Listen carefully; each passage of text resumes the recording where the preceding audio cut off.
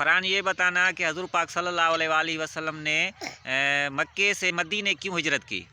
जवाब, उन्होंने रसूल करीम सल्लल्लाहु अलैहि वसल्लम और आप सल्लल्लाहु अलैहि वसल्लम के साथियों को इस कदर तकलीफ दी कि उन्हें मक्का छोड़ना पड़ा। और मैं आपको दूसरे जो मेरे भाई हैं उन पाकिस्तान में जो मेरे भाई हैं उनको मैं ये बोलना चाहता हूँ। और भी एक मेरा सवाल है जिस पे आप गौर करना।